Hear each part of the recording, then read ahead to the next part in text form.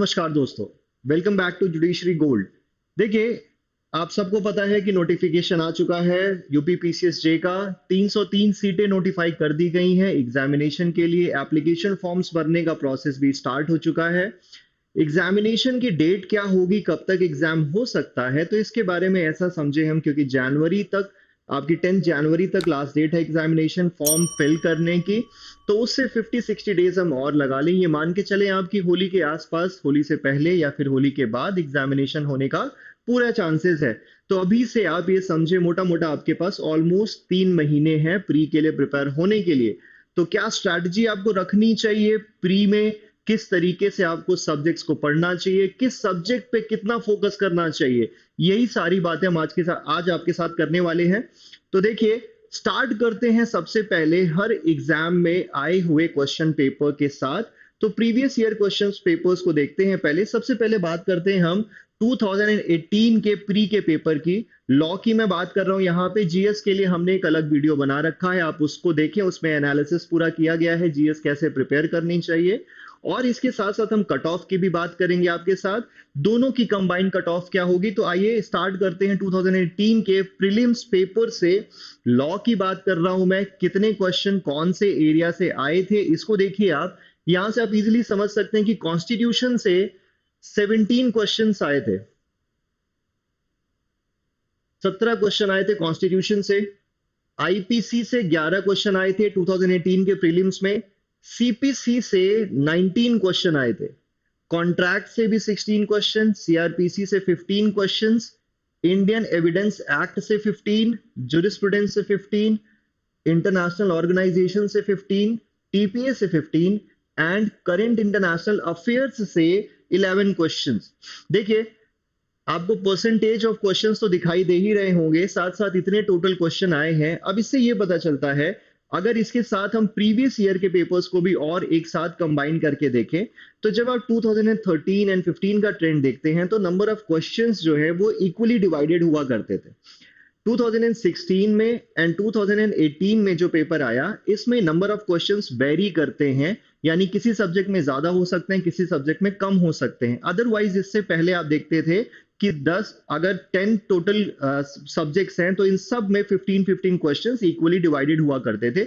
लेकिन अब वेटेज को ऊपर या नीचे किया जा सकता है। तो वैसे ही समझिए आप, कॉन्स्टिट्यूशन एक आपका इंपॉर्टेंट सब्जेक्ट है। कॉन्स्टिट्यूशन की अगर मैं बात करूं तो पीछे 4 साल के पेपर्स का एनालिसिस में ये पता चलता है कि कॉन्स्टिट्यूशन में ऑलमोस्ट 40-50% क्वेश्चन, कॉन्स्टिट्यूशन की बात मैं कर रहा हूं, 40-50% क्वेश्चंस पॉलिटी पोर्शन से आए हैं। यानी कि जो आप बात करते हैं section 52 onwards, sorry article 52 onwards, इसके बाद के सारे जो पोर्शंस हैं कॉन्स्टिट्यूशन में, यहां से क्वेश्चन 40-50% आए हैं।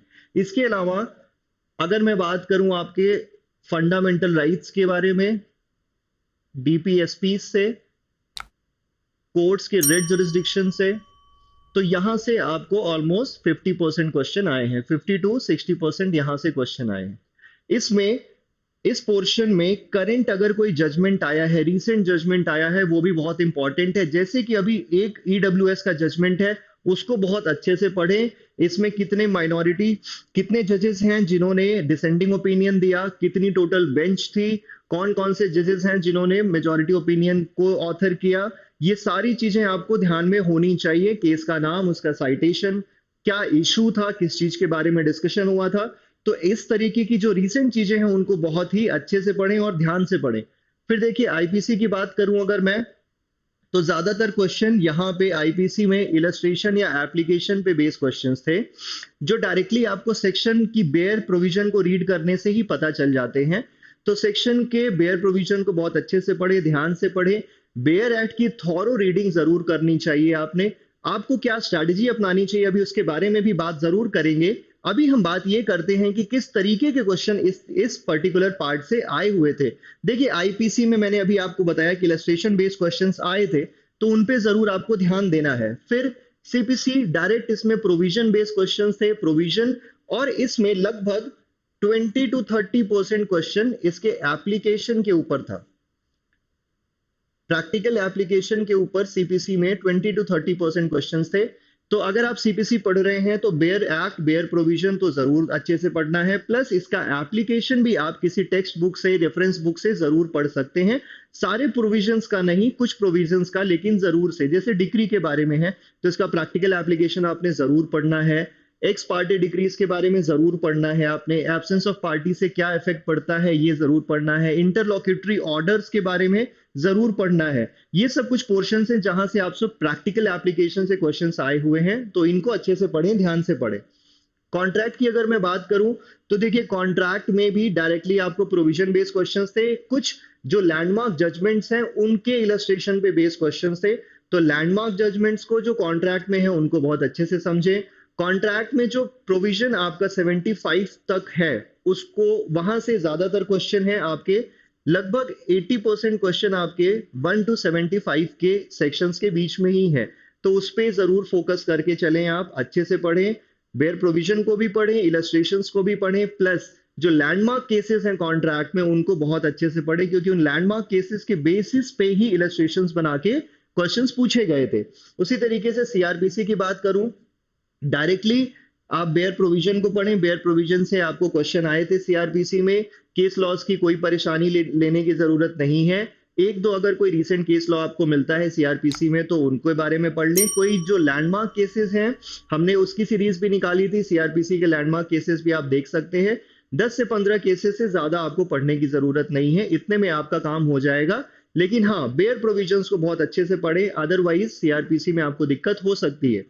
अब इंडियन एविडेंस एक्ट की बात करूं, यहां पे जरूर आप बेयर प्रोविजन को भी पढ़ें, प्लस इसके साथ रिलेटेड जो केस लॉज हैं हर प्रोविजन में उनको बहुत अच्छे से समझें। प्रैक्टिकल एप्लीकेशन इसका जरूर समझें एविडेंस एक्ट के लिए। तो केस लॉ बेस्ड क्वेश्चंस यहाँ पे आए थे काफी एविडेंस एक्ट में, और हर बार आते रहे हैं, प्लस प्रोविजन बेस्ड क्वेश्चंस भी आते रहे हैं, डायरेक्ट प्रोविजन बेस्ड क्वेश्चन। तो ये मान के चले आप 40 to 50% क्वेश्चंस यहाँ पे डायरेक्ट प्रोविजन बेस्ड होंगे, बाकी केस लॉ और उसके एप्लीकेशन बेस्ड होंगे, तो उनको भी अच्छे से ध्यान से पढ़ें। फिर देखिए जुरिस्प्रूडेंस, जुरिस्प्रूडेंस में आपको डायरेक्टली क्योंकि मेंस में आना नहीं है, जुरिस्प्रूडेंस आपके प्री का पेपर है, जुरिस्प्रूडेंस को आपको वन लाइनर के हिसाब से पढ़नी है, तैयारी करनी है। इसमें सारे वो प्रोविजंस स्कूल से रिलेटेड हो गए, कितने अलग अलग स्कूल्स के कौन कौन से प्रोपाउंडर्स हैं, उनकी उनकी क्या थ्योरी है, क्या उन्होंने दिया है, पर्टिकुलरली स्कूल में किस तरीके की बातें उन्होंने कही हैं लॉ के बारे में, जुरिस्प्रूडेंस के बारे में, ये एक इंपॉर्टेंट पार्ट है। इसके साथ साथ कौन सी बुक इन्होंने ऑथर की है, किस जूरिस्ट ने कौन सी बुक ऑथर की है, ये भी एक बहुत इंपॉर्टेंट पार्ट है, यहां से जरूर क्वेश्चंस आते हैं। इसके बाद आपके जो कंसेप्ट हैं पोजीशन के, ओनरशिप के, पर्सन के, नेचुरल पर्सन, आर्टिफिशियल पर्सन, इनके कंसेप्ट्स के ऊपर भी क्वेश्चन जरूर आते हैं, तो ये भी बहुत अच्छे से पढ़ें। फिर वो जूरल कोरिलेट्स वाले उन क्वेश्चंस को भी बहुत अच्छे से पढ़ें। यहां से आपका जुरिस्प्रूडेंस पूरा तैयार हो जाएगा।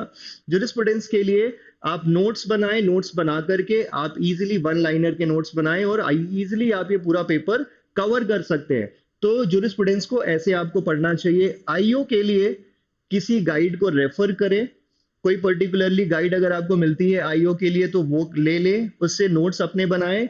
और आईओ से 15 क्वेश्चंस लगभग आपको आने हैं, और 15 क्वेश्चन एक अच्छा नंबर होता है, बहुत ही ज्यादा डिफिकल्ट नहीं है, ये बहुत ही इजी है पेपर। ये 15 में से एटलीस्ट अगर आप अच्छे से पढ़ते हैं तो 10 to 12 क्वेश्चंस तो बहुत अच्छे से आप कवर कर लेंगे। तो आईओ को जरूर अच्छे से पढ़ें, ध्यान दें आईओ पे। इसके अलावा देखिए करंट इंटरनेशनल अफेयर्स में अभी रिसेंटली बायलेटरल ट्रीटीज इंडिया में कौन सी हो रही हैं, कौन सी मल्टीलेटरल ट्रीटीज हो रही हैं, किस तरीके की पॉलिसीज बनाई जा रही हैं इंटरनेशनल अफेयर्स में, कहीं कोई समिट हो रहा है, कहीं कोई किसी तरीके का कंट्रीज ने मिलकर के कोई नया ट्रेंड स्टार्ट किया है, कोई नई पॉलिसी दो कंट्रीज ने आपस में मिलकर स्टार्ट की है, तो इन सब चीजों पे, इन बातों पे जरूर ध्यान दें, इनसे रिलेटेड क्वेश्चन जरूर आते हैं। तो करंट इंटरनेशनल अफेयर्स को भी बहुत ध्यान से पढ़ना है। इससे भी आप देखें तो 11 क्वेश्चन पिछली बार आए थे, कभी इससे ज्यादा भी आ जाते हैं, 10-12 क्वेश्चन भी, 15 क्वेश्चन भी आ जाते हैं। तो 15 क्वेश्चन तक का भी आप ये समझ के चलें कि अगर आ गया तो आपके पास एक डेटा होना चाहिए, या इतनी इंफॉर्मेशन आपके पास होनी चाहिए कि आप इनके आंसर्स को कर लें। 2018 के ही कट ऑफ की बात करता हूं मैं। देखिए 450 मार्क्स का पूरा प्रीलिम्स का आपका पेपर था, और इसकी कट ऑफ जो गई थी वो थी 208। अब ये लगभग 50% से भी कम है। अगर आप इसको देखें तो 45% के आसपास ही आता है। तो 45% तक कट ऑफ जाने का मतलब ये है कि अगर आप लॉ में 120 क्वेश्चन तक सही कर ले जाते हैं, 110 से 120 तक सही कर जाते हैं, तो ऐसे में आपका जीएस का बर्डन बहुत ही ज्यादा कम हो जाता है। यानी कि अगर 110 भी मैं मान के चलता हूं कि आपने सही किया है, तो ऑलमोस्ट ये मान के चलिए कि 220 मार्क्स आपको लॉ में मिल गए, जो कि एक कट ऑफ से, पिछली कट ऑफ से काफी ऊपर है। लेकिन क्योंकि इस बार हम ये एक्सपेक्ट कर रहे हैं कि सीट्स कम है, अगर पेपर इजी भी आया तो भी कट ऑफ आपकी 270 टू 80 के बीच जानी है। और यहां से प्लस आप कर लीजिए 220 प्लस आपको 50 टू 60 मार्क्स अगर आप ले आते हैं जीएस में, तो आप कट ऑफ में सेफली होंगे, आप सेफली प्री क्वालिफाई कर सकते हैं, किसी तरीके की प्रॉब्लम आपको नहीं आने वाली है। तो लॉ पे भी अच्छा खासा फोकस करें। अगर जीएस में आप बहुत ज्यादा नहीं कर सकते हैं अच्छा, तो कुछ पोर्शंस हैं जैसे पॉलिटी, आप एज ए लॉ स्टूडेंट आपने जरूर पढ़ा होगा, पॉलिटी आप अच्छे से कर सकते हैं। साइंस आप कर सकते हैं, इजी पोर्शन आते हैं साइंस से। करंट अफेयर्स आप पढ़ सकते हैं। यहां से भी अगर आप तैयारी कर लें अच्छी सी, तो आप 50 टू 60 मार्क्स जीएस में ला सकते हैं। बाकी अगर आप नहीं भी अटेम्प्ट करेंगे तो भी कोई फर्क नहीं पड़ने वाला। तो आप इजीली कट ऑफ सिर्फ इस स्ट्रैटेजी से पा सकते हैं। लॉ पे अच्छा फोकस करें अगर आप जीएस पे नहीं कर सकते, लेकिन अगर जीएस भी अच्छा है आपका, जीएस अच्छे से कर रहे हैं, तो लॉ में फिर आपको बहुत ज्यादा टेंशन लेने की जरूरत नहीं पड़ेगी, क्योंकि यहां आपका बर्डन अच्छा, इजिली आपका बर्डन कम हो रहा है और आप इजिली क्वालिफाई कर जाएंगे। बेनिफिट एक ये होता है कि लॉ में क्योंकि एक ही क्वेश्चन पे आपको 2 मार्क्स मिल रहे हैं, जीएस में एक क्वेश्चन पे 1 मार्क मिल रहा है, इसलिए लॉ को थोड़ा सा ज्यादा अच्छे से करें, क्योंकि लॉ में अगर आप 10 क्वेश्चन करते हैं तो वो 20 मार्क्स पे ले जाता है, जीएस में 10 क्वेश्चन करते हैं तो सिर्फ आपको 10 मार्क्स पे ले जाता है। तो इस बात को ध्यान में रखते हुए आप दोनों पेपर्स के लिए अपनी स्ट्रैटेजी बनाएं। ठीक है, देखिए अब ये आपका 2018 का पेपर था, वैसे ही आपके यहाँ पे 2016 में आईपीसी से 15 क्वेश्चन, सीआरपीसी से 13, एविडेंस से 15, सीपीसी से 19। तो इस तरीके से क्वेश्चन जो है इन्हीं 10 पेपर्स में से आया हुआ है। लेकिन कभी चेंज कुछ चीजें हो जाती हैं, किसी में क्वेश्चन नंबर ऑफ क्वेश्चंस कभी 2-4 बढ़ा दिए, कभी 2-4 कम कर दिए, बट मोटा मोटा मान के आप ये चलें कि 15 के आसपास क्वेश्चन आएंगे, या तो 15 से 1-2 कम होंगे या तो 15 से 1-2 ज्यादा होंगे। और वो भी वो सब्जेक्ट्स हैं जैसे कॉन्स्टिट्यूशन है, इसमें ज्यादा हो सकता है, प्रोसीजरल लॉ में सीपीसी या सीआरपीसी में ज्यादा हो सकता है, आईपीसी में नंबर ऑफ क्वेश्चंस बढ़ सकते हैं। तो इस चीज को ध्यान में रखते हुए आप अपनी तैयारी को करें। अब अगली बात की स्ट्रैटेजी कैसे बनाएं, अब क्या कर सकते हैं, क्योंकि हमारे पास 3 महीने हैं, और कैसे हम प्री के लिए प्रिपेयर करें अपने आप को। तो देखिए स्ट्रैटेजी की अगर मैं बात करूं तो सबसे पहले आपको सब्जेक्ट वाइज रिवीजन करना है। 3 महीने का समय है, 10 सब्जेक्ट आपके पास हैं। तो मेजर सब्जेक्ट्स जिसमें ज्यादा समय लगना है पहले उसको उठाएंगे, या फिर वो सब्जेक्ट जो पहले कवर हो जाने, जिसमें थोड़ा समय कम लगना है, समय जिसको आप अच्छे से जानते भी हैं, तो आप अपनी सहूलियत के हिसाब से, अपने कंफर्ट के हिसाब से स्ट्रैटेजी बनाएं। कुछ लोग ऐसा करना चाहते हैं कि पहले टफ सब्जेक्ट्स, डिफिकल्ट सब्जेक्ट्स को पहले वो निपटाते हैं, तो आप ऐसा भी कर सकते हैं। कुछ लोगों को मोटिवेशन के लिए पहले इजी सब्जेक्ट्स कवर करने होते हैं, तो वो लोग ऐसा करते हैं। तो आपके पास दोनों ही ऑप्शन है, आप दोनों ही तरीके से कर सकते हैं। तो रिवीजन करें बेयर एक्ट से, और साथ ही साथ नोट्स अपने जरूर बनाएं। आपकी मान लीजिए आपने एक चैप्टर पढ़ा बेयर एक्ट से किसी भी सब्जेक्ट का, अब उसके साथ साथ आप अपने नोट्स बनाइए और वन लाइनर्स बनाते जाइए, उसके इंपॉर्टेंट पॉइंट्स को लिखते जाइए, हाईलाइट करते जाइए, क्योंकि आपको मल्टीपल चॉइस क्वेश्चंस यहां से सॉल्व करने हैं। तो मल्टीपल चॉइस क्वेश्चंस में किस तरीके की रिक्वायर्ड इंफॉर्मेशन है उसको अपने नोट्स में जरूर लिखें, ताकि आपको वहां पे कोई दिक्कत ना हो। अब ऐसा करने के बाद नेक्स्ट स्टेप आपका क्या होगा, लेटेस्ट केस लॉज और लैंडमार्क केस लॉज के लिए हर सब्जेक्ट वाइज एक अलग लिस्ट बनाएं।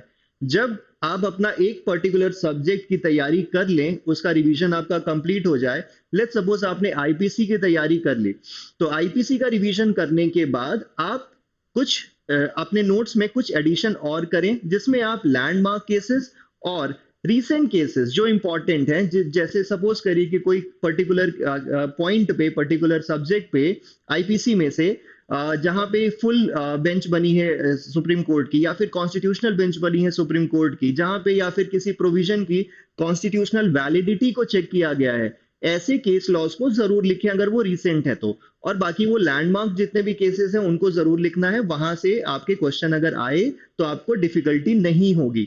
फिर इसके बाद देखिए, आपको प्रैक्टिस करने हैं, मल्टीपल चॉइस क्वेश्चंस की प्रैक्टिस जरूर करिए। बहुत सारी गाइड्स आती है मार्केट में, हम मॉक्स लाते रहेंगे, मॉक्स आप प्रैक्टिस कर सकते हैं। हमारे पास टेस्ट सीरीज भी अवेलेबल है जुडिशरी गोल्ड में, आप उनको भी कर सकते हैं प्रैक्टिस। तो टेस्ट सीरीज प्लस मॉक्स ये दोनों देने से आपको ये पता चलेगा कि आपकी तैयारी कितनी हो चुकी है, रिवीजन कितना कर लिया है आपने, और किस तरीके के क्वेश्चंस हैं जहां पे आपको डिफिकल्टी आ रही है और इन पे आपको समझने की या काम करने की थोड़ी और आवश्यकता है। तो मॉक्स और मल्टीपल चॉइस क्वेश्चंस की प्रैक्टिस करते रहें। एमसीक्यूज डेली लगाएं, टॉपिक वाइज लगाएं। आपने सपोज एक टॉपिक आज कवर कर लिया है तो इससे रिलेटेड एमसीक्यूज जितने भी अवेलेबल हो पाए आपको वो लगा लें। थोड़ा समय उसके लिए भी जरूर निकालें, हाफ एन आवर, 1 घंटा एक टॉपिक पे एमसीक्यूज लगाने के लिए, ताकि आपकी प्रिपरेशन साइड बाय साइड अच्छी होती रहे। आपको मल्टीपल चॉइस क्वेश्चंस करने में प्रॉब्लम ना हो, एग्जाम में भी आप वहां पे किसी तरीके का कंफ्यूजन ना हो आपके पास। तो ये चीजें ध्यान में रखें आप, और फिर जैसे ही आपकी प्रिपरेशन थोड़ी आगे बढ़े मॉक्स को अटेम्प्ट करिए। इसके साथ साथ करंट लीगल अफेयर्स के लिए क्या हो रहा है, किस तरीके का नया लॉ कोई अगर आया है, कोई जजमेंट अगर कोई रिसेंट आया है किसी भी लॉ पॉइंट पे हो, क्या कोई नया केस आया है, कोई ऐसा ऑफेंस कमिट हो गया है विच इज वेरी ब्रूटल, और उससे रिलेटेड कुछ इश्यूज के बारे में दोबारा से डिस्कशन होने लगा है। जैसे अभी आपने श्रद्धा मर्डर केस देखा पीछे कुछ दिनों पहले, वहां पे नार्को एनालिसिस टेस्ट के बारे में बात हो रही थी, पॉलीग्राफिक टेस्ट के बारे में बात होने लगी। तो इन सब चीजों को भी आप ध्यान में रखें, क्योंकि ये रिसेंट चीजें हैं जो फिर से पिक्चर में आ रही हैं। करंट लीगल नॉलेज पे ध्यान देना है, क्योंकि 4-5 क्वेश्चन आपको कहीं से भी करंट लीगल नॉलेज के आ जाते हैं, किसी भी पोर्शन में उसको ऐड कर दिया जाता है। स्पेसिफिकली ये समझिए कि करंट इंटरनेशनल अफेयर्स का जो मैंने सब्जेक्ट आपको बताया, इसके साथ ही साथ करंट लीगल नॉलेज भी रहती है। तो ऐसा भी हो सकता है कि स्टार्टिंग में ही आपको पेपर में रिसेंट 4-5 केस लॉज या रिसेंट कुछ भी करंट डेवलपमेंट हो रहा है लीगल स्फीयर में, तो इन सब से रिलेटेड क्वेश्चन आ सकते हैं। तो इन चीजों को ध्यान में रखते हुए अपनी तैयारी को करें। अगर आप ये 5 चीजें फॉलो करते हैं तो आई एम श्योर कि आपकी प्रिपरेशन अच्छी हो जाएगी और आप इजीली कट ऑफ में आ जाएंगे। कट ऑफ मैंने आपको बताया कि सेफ कट ऑफ 280 है, 280 मान करके चलें, क्योंकि माइनस मार्किंग भी है, सीट्स कम है। अगर आप इससे भी ज्यादा सेफ होना चाहते हैं, 100% फुल प्रूफ, तो 300 ये मान के चलें। अब 300 में से 220 ये आपका टारगेट, 220 टू 240 ये लॉ से होना चाहिए, अगर आपका जनरल नॉलेज बहुत अच्छा नहीं है तो। और इसके अलावा आपके 60 टू 80 क्वेश्चंस जीएस से होने चाहिए। अगर आपका जीएस अच्छा है तो बहुत अच्छी बात है, आप और ज्यादा यहां से एक्वायर कर सकते हैं। लेकिन अगर जीएस बहुत अच्छा नहीं है तो भी 60 टू 80 मार्क्स तो आप यहां से जरूर ला सकते हैं। तो ये इस स्ट्रैटेजी पे चले, 300 अपना बेंचमार्क बना के चलें कि 300 के पार जाना है, 300 के नीचे नहीं रहना है, तो आप 101% सेफ हैं। इसके ऊपर तो कट ऑफ नहीं जाने वाली। 99% मैं ये दावा कर सकता हूं, पेपर बहुत ही इजी आ गया, बहुत ही ज्यादा मतलब ऐसा स्टैंडर्ड का पेपर आ गया कि हर कोई कर सकता है, देन तो बात अलग हो सकती है। बट 99% चांसेस ये हैं कि इससे ऊपर तो नहीं जाने वाला कट ऑफ आपका। तो अगर आप 300 के लिए मार्क बना करके चल रहे हैं तो आप इजीली कट ऑफ में होंगे। और जब एक बार आप प्री के लिए अच्छे से प्रिपेयर हो जाएं, प्री में आप पेपर देने के बाद आंसर की चेक करने के बाद फिर हम देखेंगे कि मेंस के लिए आपको कैसे प्रिपरेशन करानी है। अभी मेरा ओपिनियन ये रहेगा कि आप सिर्फ प्री पे फोकस करें, कंप्लीटली प्री के बारे में पढ़ाई करें, प्री की तैयारी करें और स्ट्रैटेजी प्री के लिए ही फॉलो करें। सो जुडिशरी गोल्ड की तरफ से इतना ही। जुडिशरी गोल्ड आपके लिए, उन बच्चों के लिए जो 100% तैयारी करना चाहते हैं ऑफलाइन मोड में, ऑनलाइन मोड की जगह ऑफलाइन मोड में, तो जुडिशरी गोल्ड आपके लिए ऑफलाइन मोड में भी बैचेस लॉन्च कर रहा है, बैचेस लेकर के आया है। इसके कुछ की फीचर्स हैं जो मैं आपको बता देता हूं। देखिए 800 plus hours of offline classes है, आपको 800 घंटों से ज्यादा की क्लासेस मिलेगी। 1-on-1 आपको ऑफलाइन मेंटरिंग सेशंस मिलेंगे, आप अपने मेंटर से बात कर सकते हैं, टीचर से बात कर सकते हैं, और कुछ भी डाउट हो आप अपनी सॉल्व कर सकते हैं। प्लस स्ट्रैटेजी बनाने में आपको मेंटर्स हेल्प करेंगे। फिर आपके जेएसएम्स मिल जाते हैं आपको स्टडी मटेरियल 30+ अलग अलग सब्जेक्ट्स के। फिर आपके मॉक्स वगैरह मिलेंगे बहुत सारे, यहाँ पे सब्जेक्ट बेस्ड टेस्ट होगा आपका, आंसर राइटिंग टेस्ट और सारी आपके मल्टीपल चॉइस क्वेश्चंस के टेस्ट होते हैं। फिर मंथली AWT मैंने आपको बता दिया, आंसर राइटिंग टेस्ट। फिर personalise evaluation of answer scripts, जो इवेल्युएटर्स होंगे अब वो आपको पर्सनली बताएंगे कि आप कहाँ पे लैक कर रहे हैं, क्या और चीजें आपको करनी चाहिए, किस तरीके से आप और इम्प्रूव कर सकते हैं। तो इन सब चीजों के बारे में आपको बहुत ही ज्यादा बेनिफिट मिल सकता है। फिर आपकी रैंकिंग भी जरूर होगी, आपका जो इवेल्युएशन हो रहा है इतना सारा AWTs पे और सब्जेक्ट टेस्ट पे, उनके बेसिस पे आपको रैंकिंग भी की जाएगी, and that can also benefit you somehow monetarily. कुछ आपको कंसेशन मिल सकता है, किसी तरीके की स्कॉलरशिप मिल सकती है, कोई और प्राइज या अवार्ड मिल सकता है। तो ये बेनिफिट्स हैं, इसके अलावा और भी बहुत सारे बेनिफिट्स हैं। तो वीडियो को बहुत लंबा ना करते हुए इस स्ट्रैटेजी पे फोकस करते हुए, तो जो मैंने आपको स्ट्रैटेजी बताई है, इस स्ट्रैटेजी पे अगर आप चलेंगे तो आई एम श्योर कि आपका रास्ता बहुत ही ज्यादा आसान होगा प्री क्वालिफाई करने के लिए। सबसे पहली चीज आपको ये करनी है कि सब्जेक्ट्स को आइडेंटिफाई करके, जितने भी सब्जेक्ट्स हैं सिलेबस में, इसके लिए आप बाइफर्केशन करिए कि मुझे ये सब पर्टिकुलर सब्जेक्ट इतने दिनों में कंप्लीट करना है। ऐसा करते जाइए आप, 3 महीने का टारगेट लेकर के चलिए, और आपका सिलेबस भी अच्छे से कंप्लीट होगा और आपकी प्रिपरेशन भी बहुत अच्छी होगी। ठीक है, thank you so much guys.